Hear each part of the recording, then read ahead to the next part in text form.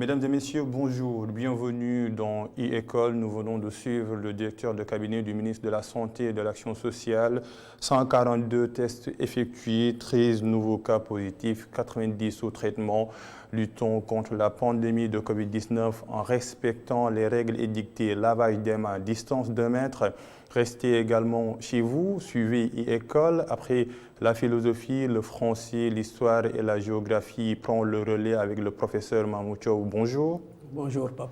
Merci d'être là, malgré tout le contexte lié à un problème de déplacement, mais vous l'aviez fait pour venir ici dans e-École. Merci d'être là. Je vous en prie. Aujourd'hui, nous allons parler d'un sujet extrêmement important pour les élèves qui sont en classe de terminale. C'est la décolonisation et affirmation du tiers-monde. D'abord, le premier terme, décolonisation, l'évocation du privatif D donne tout son sens à ce mot qui change même de sens entre décolonisation et la colonisation. Justement, on ne peut pas parler de décolonisation sans auparavant parler de colonisation. Oui. Le D est privatif, comme vous l'avez dit, et c'est par rapport à une réalité que nous avons vécue. En vérité, l'Afrique ou le tiers-monde et l'Europe ont entretenu donc des relations historiques et ancestrales. Peut-être c'est dans ce cadre qu'il faut soutenir cette leçon-là. La décolonisation s'intègre ou on limite ce terme-là dans quel contexte? Quel est le contexte historique de la décolonisation? Voilà. Pour vous parler de ce contexte-là, je pense qu'il faut remonter dans les années un peu après la Première Guerre mondiale. Et cette décolonisation, du point de vue temporel, est circonscrite du lendemain de la Première Guerre mondiale jusqu'au surlendemain de la Seconde Guerre mondiale. C'est-à-dire des années 40 jusqu'aux années 1975. D'accord. Parce que les premières décolonisations ont eu lieu dans les années 40, surtout en Asie, avec le cas de l'Inde. Et les dernières décolonisations, pour ce qui est de notre programme, s'inscrivent dans les années 75 avec les dernières colonies portugaises. Et quand on parle de la décolonisation, c'est par rapport d'une manière générale ou bien c'est fixé sur la notion de tiers-monde? Nous allons expliciter ce terme, mais avant, la décolonisation en Afrique, comment ça s'est passé? On parle de décolonisation armée, mais également une décolonisation pacifique. Oui, d'ailleurs, c'est ça la quintessence de la leçon. Comment nous sommes arrivés à une décolonisation? Est-ce qu'il y a une décolonisation ou des décolonisations? Oui. En vérité, il faut dire que le processus de décolonisation n'a pas été homogène. La décolonisation a été très précoce au niveau de l'Asie et un peu tardive au niveau donc, de l'Afrique. Mais cette décolonisation également a revêtu deux formes. Oui. Il y a une forme pacifique, nous allons entrer dans les détails, oui. Mais vous avez également une forme violente. Et quelles sont, c'est la première partie de ce sujet-là, les causes générales de la décolonisation? Quelles sont les causes? Oui, justement, les causes de la décolonisation sont multiples. Et quand ici on parle de causes générales, il faut les opposer donc également aux causes spécifiques. Donc il y a des causes générales et des causes spécifiques. Oui, ce qu'on appelle causes générales, ce sont donc des causes qui sont valables aussi bien pour l'Afrique, pour l'Asie, valables aussi bien pour le Sénégal, pour les pays donc, du Maghreb et pour les pays de l'Empire britannique et de l'Empire français. Par contre, les causes spécifiques sont propres à chaque colonie. Chaque colonie a une réalité historique. Et si on entre dans les causes générales, quelles sont ces causes-là? En vérité, ces causes générales-là... Oui, vous pouvez utiliser le tableau si vous voulez, on est en cours. Oui. Voilà, parlez donc de ces causes générales de la décolonisation. D'ailleurs, c'est le premier point de notre thème. Oui, c'est la première partie, oui. Oui, c'est la première partie, les causes de la décolonisation.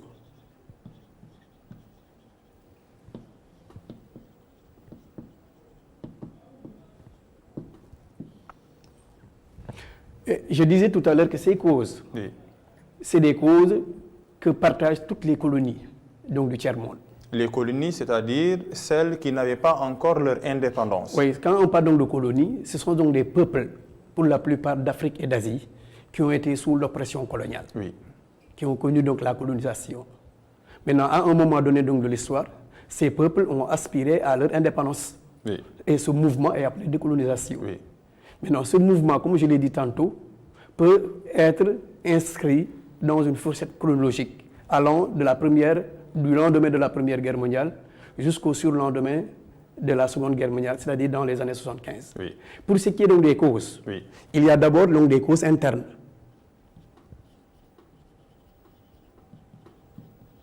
Et ces causes internes-là se limitent à la colonisation elle-même.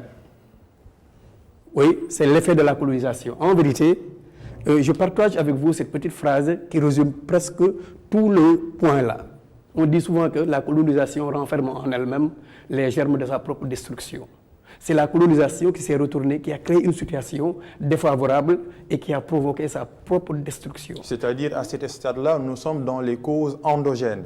Oui, nous sommes dans, voilà, justement, ces causes internes, ce sont donc des facteurs endogènes. Oui. Ce qui s'est passé à l'intérieur donc des colonies.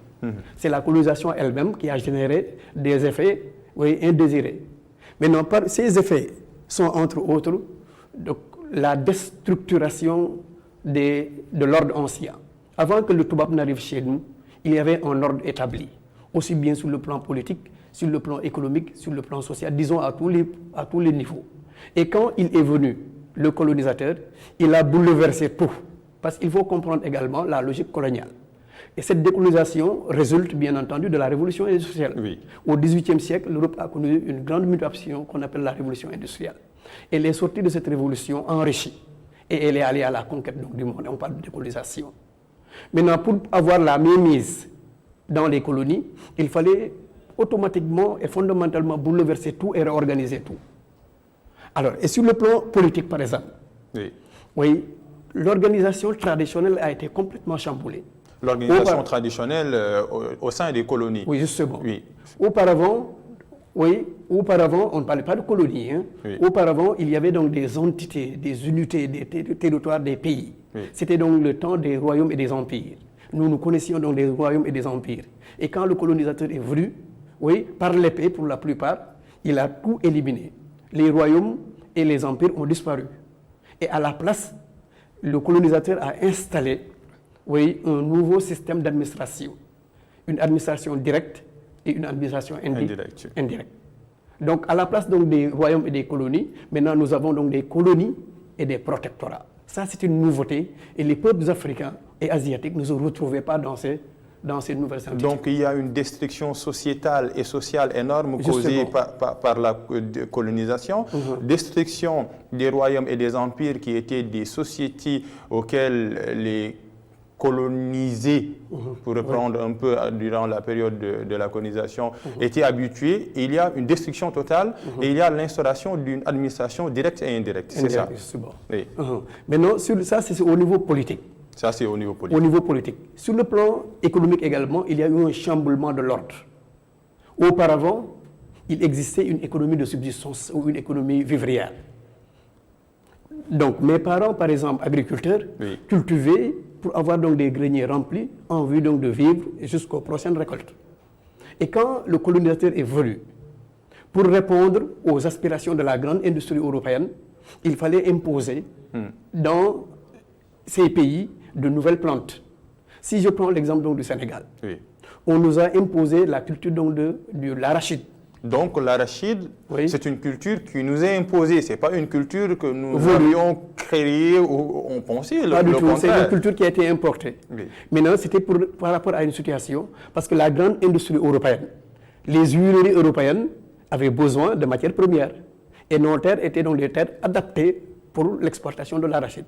Et au Sénégal, nos soldats, dans nos soldats, on nous a imposé donc la culture arachidière, la raison pour laquelle tout autour donc de Kaolack jusqu'à Kaffrine, on a imposé la monoculture arachidière, ce qui a entraîné l'appauvrissement de nos terres. Autre chose, nous restons encore sur le plan économique. Sur le plan donc de l'impôt, le colonisateur également est venu avec un impôt, l'impôt colonial. L'impôt colonial était un impôt abusif et exagéré. Pourquoi? Pourquoi? Parce que cet impôt, servait à faire fonctionner l'administration. Cet impôt servaient également à construire des routes, des chemins de fer, donc des postes de santé, etc. C'est-à-dire que les colonisés ou bien les sociétés africaines ou asiatiques payaient les impôts, mais ces sociétés-là, les populations qui y vivent ne ressentaient pas les effets. Il n'y avait pas une coopération gagnant-gagnant. Oui, justement, la population ne comprenait pas que signifie l'impôt, à quoi ça sert l'impôt. Imaginez un paysan du bassin arachidier. On lui demande de cultiver l'arachide, on lui impose déjà l'arachide. Oui. Après donc les récoltes, on lui dit, après avoir vendu, les récoltes, une partie est donnée au Touba et va servir à construire des routes, à aménager donc des dispensaires, etc., à faire fonctionner une administration coloniale. Ce paysan qui ne vient jamais dans les grandes villes se dit que moi, je n'ai rien à voir. Je n'ai rien à voir, je ne viens pas dans les villes, je n'emprunte pas vos écoles, je n'emprunte pas vos dispensaires. Quand je suis malade, je connais les vertus de la plante.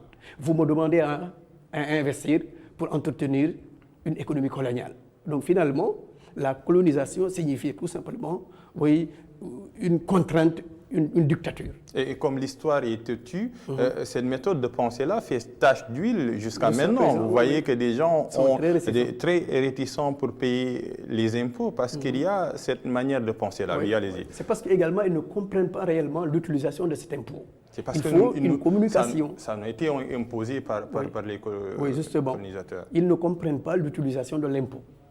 À quelle fin ils doivent donner un impôt. Maintenant, nous continuons dans cette lancée. Sur le plan également, on reste toujours dans le domaine économique. Oui. Auparavant également, nous avions un artisanat et un commerce. Et avec l'arrivée donc des colonisateurs, des compagnies commerciales ont été introduites dans le pays. Si je prends l'exemple donc du Sénégal, il y avait donc des compagnies commerciales bordelaises, marseillaises et nantaises. Et ces compagnies, par exemple, je peux citer Nosoko, CFAO, Bion Taïser. Ces compagnies, quand elles se sont installées ici, elles ont concurrencé sévèrement les petits commerçants locaux. Alors, avec quoi? Avec donc des produits importés d'Europe. Oui. Finalement, l'économie traditionnelle était complètement chamboulée. Le paysan ne se retrouvait pas, le petit commerçant ne se retrouvait pas, l'artisan également ne se retrouvait dans ça. Et tout ça à cause de colonisateurs. Et pour résumer, dans ce stade, pour parler un peu des causes, nous avions parlé des causes politiques, c'est-à-dire la réinstauration d'une administration directe ou indirecte. On a parlé des causes économiques avec des sous-points. Il y a l'instauration de l'impôt, il y a également la plante avec l'arachide, mais également, vous venez de parler de l'artisanat. Ce sont des causes qui sont sous-jacentes aux causes économiques qui englobent tout, c'est ça. Maintenant, au dernier élément peut-être sur lequel nous avons incité, c'est peut-être la colonisation. Les colonisateurs également ont créé une situation qui s'est retournée contre eux-mêmes. De quelle manière? On nous apprenait que il y avait une mission civilisatrice. L'Europe pensait et développait partout qu'il y a une seule civilisation. C'est la civilisation européenne. En dehors de l'Europe, point de civilisation. C'est-à-dire, en dehors de l'Europe, il y a la terre donc, du barbarisme et de la sauvagerie. Et à ce titre également, je peux citer Hegel. Je ne suis pas philosophe, mais je taquine un peu mon ami Sonke. Hegel, qui est un philosophe allemand, oui. Oui, philosophe allemand, mais qui s'est prononcé sur la légitimation de la colonisation en disant que, je le cite, l'intelligence humaine n'a pas traversé le continent africain. Il renchérit en disant également que l'Afrique, c'est le continent noir où toutes les vaches sont noires. Et ces vaches qui sont noires, c'est vous et moi. Excusez-moi du terme.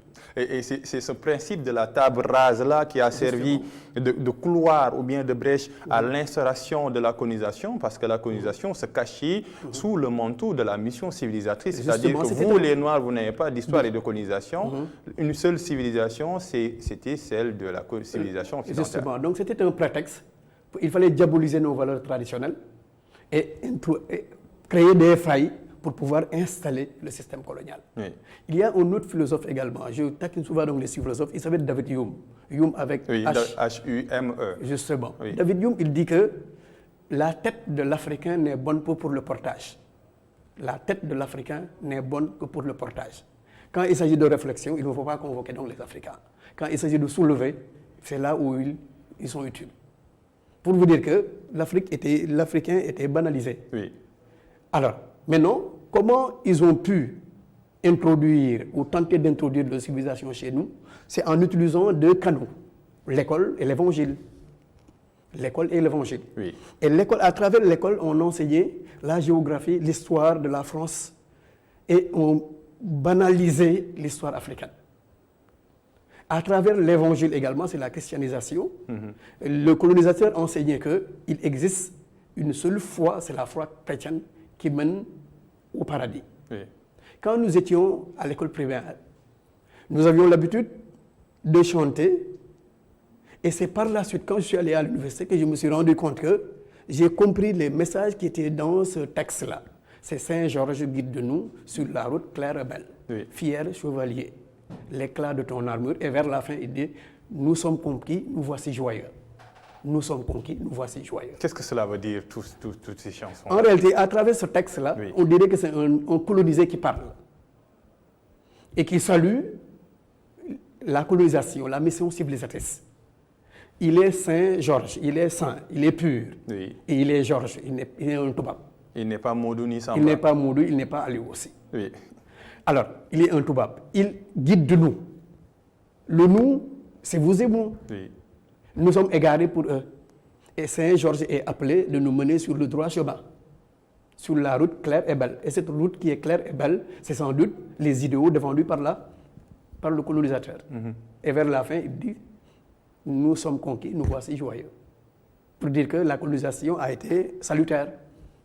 Donc l'école et l'évangile sont les deux principales courroies de transmission de la mission civilisatrice qui est véhiculée par une langue qui est la langue française. Et d'ailleurs, vous donnez des exemples de l'aventure ambiguë de Cheikh Hamidou Kane. Il y a une question, une problématique intéressante que l'auteur pose. Il dit, est-ce que ce que l'on perd vaut mieux que ce que l'on gagne? C'est en parlant un peu de l'école occidentale. Oui. Oui, justement. Oui, pour aborder dans cette même lancée, il faut dire également que à travers ces deux canaux, l'école et l'évangile, Oui. la situation s'est inversée contre le colonisateur. En voulant nous coloniser, en voulant nous civiliser, entre guillemets, ils ont fini par créer une élite intellectuelle. Les premiers intellectuels qui ont fréquenté l'école occidentale, ce sont les Senghor, les Léon Gontras Damas, les Kwame Nkrumah, je pars en Asie, c'est quoi, Sohey Carnot, c'est Gandhi, etc., en Asie Pacifique, etc. Alors, ce sont ces premiers intellectuels-là qui ont été à l'école occidentale, qui ont appris, qui ont fréquenté le Toubab. Et ils ont découvert également la grandeur et les merveilles des civilisations négro-africaines. Et ils ont utilisé donc les mêmes idées défendues par l'Occident pour les retourner contre la colonisation. Je peux citer l'exemple de la devise française, Oui. qui enseigne liberté, égalité, fraternité. Oui. Cette devise est aux antipodes de la colonisation. Et quand donc les premiers intellectuels ont appris et ont compris ces valeurs véhiculées par l'Occident, oui, les premiers intellectuels les ont retourné ces mêmes idées en leur disant qu'il faut nous appliquer également liberté, égalité, fraternité. Et bien d'ailleurs, avant la devise française, il y avait la Déclaration universelle des droits de l'homme, c'est 189, premier article, tous les hommes naissent libres et égaux devant la loi. Alors qu'il y avait, en cette période, il y avait la colonisation et l'esclavage. Tout le paradoxe entre la théorie et la pratique. Finalement, il y a un paradoxe entre le fait colonial et les idéaux défendus par l'Occident. Alors, ce sont ces premiers intellectuels-là qui ont été donc les premiers. La prise de conscience, je veux dire, de l'injustice coloniale est venue de ça. Donc, il y a une prise de conscience à deux niveaux, on va en parler plus tard, le deuxième aspect. Mais le premier aspect, c'est la prise donc de conscience qui est née chez les grands intellectuels.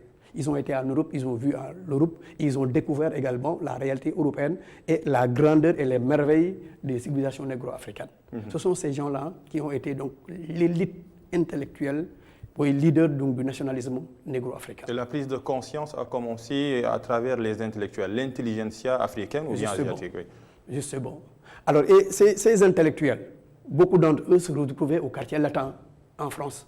Et c'est de là où, oui, je taquine un peu la littérature, c'est de là où le mouvement de la négritude est né. Exactement. Parce que la négritude est née dans les années 30, mais la décolonisation également est née dans les années 40. Donc il y a les similitudes. Il y a un link, c'est le même contexte. Oui. C'est un contexte d'affirmation. Si la négritude, c'est l'affirmation sur le plan culturel, donc la décolonisation, c'est l'affirmation sur le plan politique. Oui. Raison pour laquelle vous allez comprendre aisément pourquoi Senghor avait une double casquette, homme littéraire et chantre de la négritude, mais en même temps, il est père de l'indépendance du Sénégal. Oui. Donc il avait un double rôle à jouer. C'est dans ce même contexte également qu'il faut inscrire donc, les études donc, de Cheikh Anta Diop. Quand il a publié Nation nègre et culture en 1954, donc c'est le même contexte. C'était pour mettre fin au complexe de supériorité donc, du blanc sur le noir. Ok, en gros, sur ce qui est donc des caisses internes, on peut retrouver ça. Donc les bouleversements qui sont nés de la colonisation. Et le fait le plus important, c'est sans doute une prise de conscience qui est née donc, des intellectuels. Maintenant, à côté donc, des causes internes, oui. Nous avons également donc, des causes externes. Oui. Ouais, des causes externes.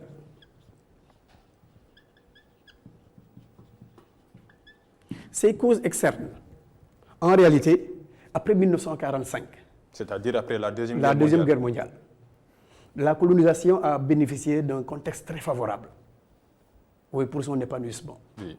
Et parmi ces éléments qui ont accéléré la décolonisation, vous avez l'effet de la Seconde Guerre mondiale, de la Première et de la Seconde Guerre mondiale. Donc ici, on peut noter l'effet donc, des deux guerres mondiales, 14-18. Pourquoi 39-45, oui. Les deux guerres mondiales ont montré les limites de la raison occidentale, c'est ça? Oui, oui. Oui, je développe un peu, oui. Parce qu'en fait, jusqu'en 1945, l'Europe était la vitrine du monde. L'Europe était superbement puissante. L'Europe était le centre de gravité et de l'économie et de la politique internationale. Mais la Seconde Guerre mondiale, la Première et surtout la Seconde Guerre mondiale, ont montré les failles de l'Europe. De quelle manière? C'est très simple. Alors, de ces deux guerres, l'Europe est sortie affaiblie. L'Europe est sortie affaiblie et l'Europe est allée jusqu'à s'endetter auprès donc, des États-Unis.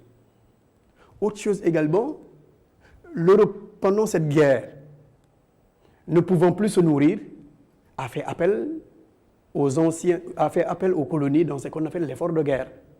Nous avons participé à la Première et la Seconde Guerre mondiale de trois manières, en résumé. C'est ce qu'on appelle l'effort de guerre. L'effort de guerre a consisté à quoi? À envoyer donc des anciens combattants, que les gens appellent tirailleurs. Oui. L'effort de guerre a consisté à envoyer de la nourriture, parce que l'Europe ne pouvait plus se nourrir, parce que toute son économie était à terre. Donc beaucoup de vivres ont été convoyés en Europe pour la survie de ce vieux monde-là. Alors, et autre chose également, j'avais parlé de l'impôt tout à l'heure. Beaucoup d'argent collecté et envoyé en Europe, oui, sous forme d'impôts et pour son soutien. C'est-à-dire que nous n'avions pas seulement envoyé des troupes armées, mais également il y avait de l'argent et des vivres. Et des vivres, pour faire vivre l'Europe. Et cet argent, peut-être si on fait une lecture à ce niveau et une lecture trop superficielle, oui. Je suis d'accord avec vous, on a beaucoup perdu. Parce que la Première plus la Seconde Guerre mondiale, ça fait 10 ans de participation à l'effort. Et d'ailleurs, on pensait que la Première Guerre mondiale allait s'arrêter là parce qu'on l'appelait la der des der. Oui, justement. On pensait qu'il y a eu après l'éclosion de la Deuxième Guerre mondiale. Ok. En fait, comme je l'ai dit, nous avons participé à l'effort de guerre aussi bien lors de la Première que lors de la Seconde Guerre mondiale. Bon, si on fait une lecture un peu superficielle, certains vont voir qu'on a beaucoup perdu. Parce que donc des tirailleurs sont partis, ne sont pas revenus. Certains sont revenus, mais ils n'ont plus le reste de leur existence. Des vivres, des quantités énormes de vivres ont été convoyés pour nourrir l'Europe. Et beaucoup d'argent. Si on fait une réflexion à ce niveau, je suis d'accord, on a beaucoup perdu. Mais on a gagné quelque part dans la prise de conscience. Tout à l'heure, j'avais dit qu'il y avait une prise de conscience à deux niveaux. Oui. Mais le deuxième niveau de la prise de conscience, est né chez les tirailleurs ou c'est les anciens combattants. Les anciens combattants ont été amenés par la force à travers ce qu'on appelle les réquisitions. Oui. Ils sont allés soutenir l'Europe dans sa guerre. Et ils ont été exposés dans la guerre de l'Europe. Mais malgré qu'ils soient exposés, ils n'ont pas reculé, ils n'ont pas couru, ils n'ont pas pleuré. Parce que chez nous, il y avait une valeur intrinsèque qui était enseignée. C'était des valeurs de fit, de jom, de faïda. Raison pour laquelle la devise de notre armée, c'est on nous tue, mais on ne déshonore pas. Oui. Ces valeurs étaient réelles. Et ces tirailleurs se sont montrés comme de véritables hommes, de véritables battants. Et d'ailleurs, c'est eux qui ont libéré, ils ont participé à la libération de la France lors du débarquement de Normandie en 1944. 44, oui. Vous voyez, donc, après, ces tirailleurs se sont dit qu'il n'est plus question de faire perdurer la colonisation parce que nous avons été à l'origine de la libération de la France. D'ailleurs, c'est dans ce cadre qu'il faut soutenir les événements malheureux donc, du 1er décembre 1944. À Thiaroye. Des tirailleurs qui avaient soutenu la France, qui l'ont libérée, qui ont failli être tués par l'Allemagne dans les camps de concentration sont revenus, mais à leur grande surprise, la France a trahi. Ils ne réclamaient que des primes. Oui, et un dû. La France a trahi. Ils se sont révoltés et voilà, on parle d'un massacre. D'un massacre, hein, d'un massacre. Donc, la lecture que j'ai de ça, c'est une prise de conscience. Parce que donc, les tirailleurs réclamaient tout simplement à travail égal, salaire égal. Oui. Donc, c'est une prise de conscience qui est née. Donc, la colonisation, c'est un mal nécessaire. Bon, pour certains. Pour certains. Oui. Le mal, c'est tout ce que nous avions perdu, mais le nécessaire, l'aspect positif, c'est que vous parlez un peu d'une prise de conscience. Une prise de conscience, oui. Une prise de conscience qui est née. Donc, la prise de conscience est double. Cette fois-ci, c'est celle des anciens combattants. Raison pour laquelle ces anciens combattants également ont été un pilier dans le nationalisme en Afrique et en Asie. Maintenant, autre élément qu'il faut noter, c'est sans doute l'apport ou l'influence ou l'action des deux grandes puissances.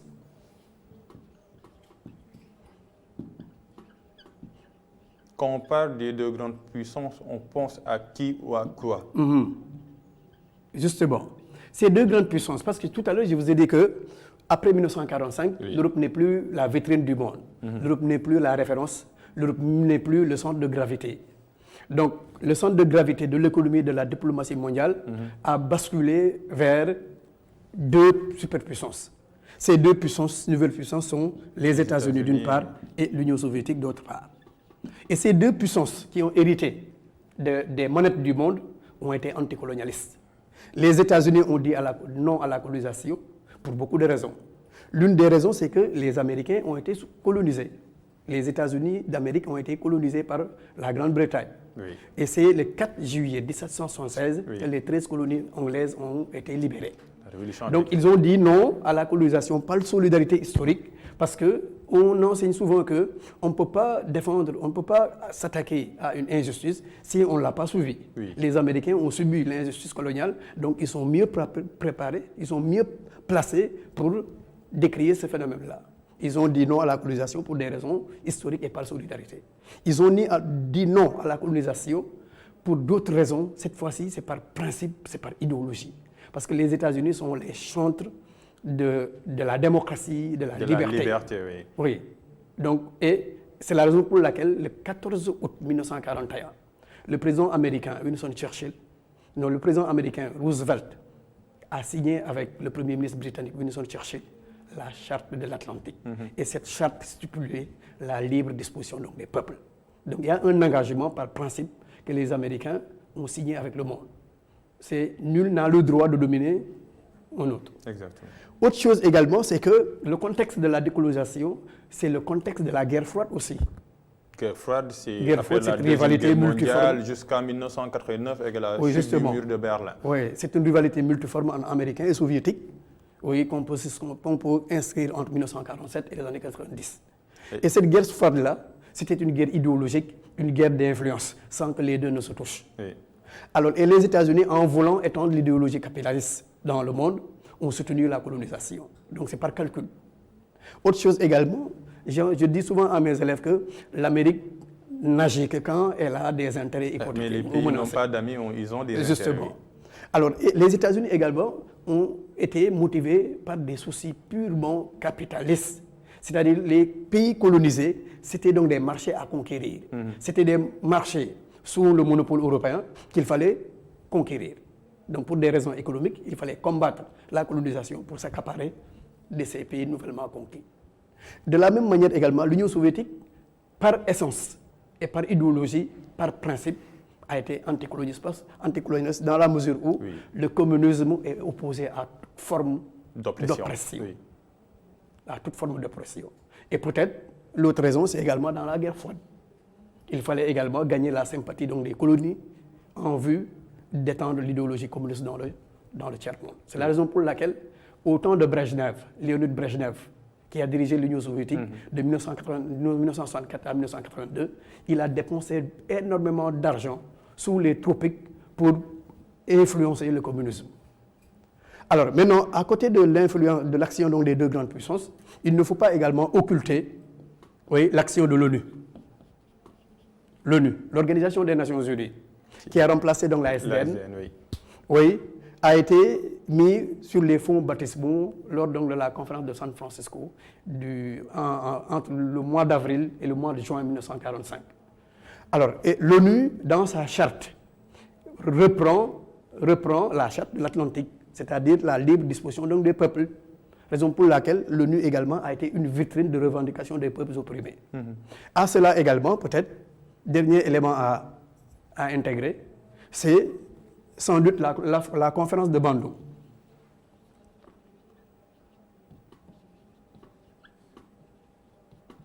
La conférence de Bandung. Cette conférence s'est tenue en 1955. Et pour la première fois dans l'histoire des colonies ou du tiers-monde, 29 pays afro-asiatiques se sont réunis et ont décidé de ne pas entrer dans la guerre froide. Parce que tout à l'heure, je vous disais que le contexte est double. C'est un contexte de décolonisation et un contexte de guerre froide. On les appelait les non-alignés, c'est ça? Justement, je veux aller dans ce sens-là. Les 29 pays afro-asiatiques qui sont réunis à Bandung, en Indonésie, ont décidé de ne pas entrer dans la guerre froide. Donc d'incarner le non-alignement, comme vous l'avez dit, de ne pas soutenir les États-Unis, de ne pas appuyer donc l'Union soviétique.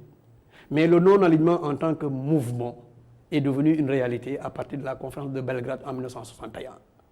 Et je l'ai dit, dans les principes du non-alignement, non seulement il ne fallait pas se ranger du côté donc, des deux grandes puissances, mais il fallait faire du tiers-monde un bloc, un troisième bloc anti-impérialiste. Maintenant, et à Bandung, beaucoup d'idées ont été reprises, parmi lesquelles vous avez le panafricanisme, vous avez le pan-arabisme. Et le panafricanisme enseigne tout seulement l'indépendance des pays africains dans l'unité politique et économique. On a pan, tout et Afrique, africanisme. Et de la même manière, de l'autre côté également, vous avez l'unité africaine, l'unité du monde asiatique à travers le pan-arabisme. Oui. Donc voilà en gros les facteurs qui sont à l'origine de la décolonisation. C'est des facteurs à la fois internes et donc internes. Et la décolonisation n'a pas tout simplement des causes, elle a également des formes. On va développer, il nous reste peu de temps, 2-3 minutes, un peu de théorie sur les formes. Quand on pense aux formes, on pense un peu à l'aspect armé et non armé, c'est ça? Bon, ici, par forme, il faut entendre la voie empruntée et qui a conduit à l'indépendance. Comment les colonies ont accédé à l'indépendance? Il faut dire qu'il y en a deux. Il y a une forme pacifique et une forme violente. Et on parle de décolonisation pacifique quand l'indépendance a été négociée. Comme le Sénégal d'ailleurs. Oui, d'ailleurs c'est le cas donc, du Sénégal, c'est le cas également de la Gold Coast qui est devenue le Ghana actuel. Oui, maintenant cette décolonisation c'est quand il n'y a pas eu de heurt entre métropole et colonie. Maintenant, à côté de cette décolonisation pacifique, vous avez une décolonisation violente. Et comme son nom l'indique, c'est une décolonisation, c'est une indépendance qui a été arrachée. C'est une indépendance qui a été obtenue à la suite donc, de luttes armées entre ex-colonies et ex-métropoles. Et l'exemple le plus c'est l'Algérie, la guerre d'Algérie. La guerre d'Algérie qui a duré 8 ans, de 1954 à 1962. Mais également le cas donc, de l'Indochine. L'Indochine également a été libérée de manière violente à la suite d'une guerre fratricide entre 1946 et 1954. Et d'ailleurs, la France a été battue et humiliée à la fameuse bataille de Dien Bien Phu le 7 mai 1954. Oui, deux formes, pacifiques et violentes. Nous allons continuer ces formes-là, les cours vont se poursuivre sur ITV et surtout dans e-école. Professeur, nous allons nous en arrêter là, il est 10h40, 30 minutes, ça passe rapidement, mais comme le confinement n'est pas encore terminé, les États encore se barricadent à cause de la pandémie de Covid-19, vous pouvez vous asseoir et je donne rendez-vous la semaine prochaine. Vous allez revenir ici pour aborder les formes d'une manière plus explicite et après parce que nous nous concentrons sur les matières phares pour les classes de terminale, le français, la philosophie, l'histoire et la géographie. Les X et Y vont parler également dans e-école. Il y a des élèves qui m'écrivent pour me dire que la science est délaissée, mais ce n'est pas le cas. C'est juste une hiérarchie à respecter. Les X et Y vont prendre leur relève après la littérature, après la philosophie, après le français. Et on se donne rendez-vous la semaine prochaine. Inch'Allah. Et je donne rendez-vous également aux élèves demain à partir de 10h10, juste après le point sur le coronavirus au Sénégal, le point qui est fait soit par le directeur de cabinet du ministre de la Santé ou bien le ministère de l'Action sociale. 10h10, soyez au rendez-vous, lisez, retenez et surtout exercez-vous. Et l'école est là pour vous aider à réviser après ce confinement, cette année d'activité qui vous touche également, vous professeurs. Les classes vous manquent. Oui, effectivement, mes élèves me manquent trop. Il nous manque aussi, mais l'école vous propose des cours virtuels. Rendez-vous 10h10 sur ITV et dans e-école.